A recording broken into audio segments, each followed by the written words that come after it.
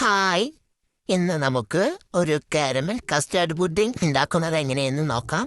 ആദ്യം കസ്റ്റാർഡ് പൊടിയിലോട്ട് പാലൊഴിച്ച് അത് നന്നായി മിക്സ് ചെയ്ത് വെക്കുക. പിന്നീട് ഒരു പാനിലോട്ട് പഞ്ചസാരയും കുറച്ച് വെള്ളവും ഒഴിച്ച് അത് കാരമൽ ചെയ്തെടുക്കുകയാണ് നമ്മൾ ചെയ്യുന്നത്. അങ്ങനെ കാരമൽ ചെയ്തെടുത്തത് നമ്മൾ പുഡിംഗ് സെറ്റ് ചെയ്യാൻ ഉപയോഗിക്കുന്ന പാത്രത്തിലേക്ക് ഒഴിച്ച് അത് മാറ്റി വെക്കുക.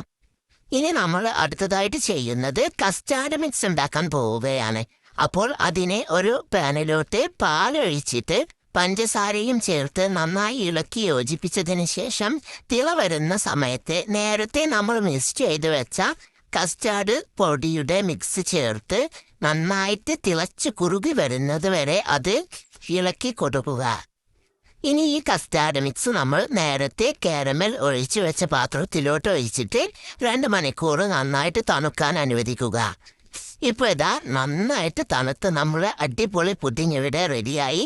ഇനി മറ്റൊരു വീഡിയോയുമായി കാണുന്നത് വരെ ബൈ.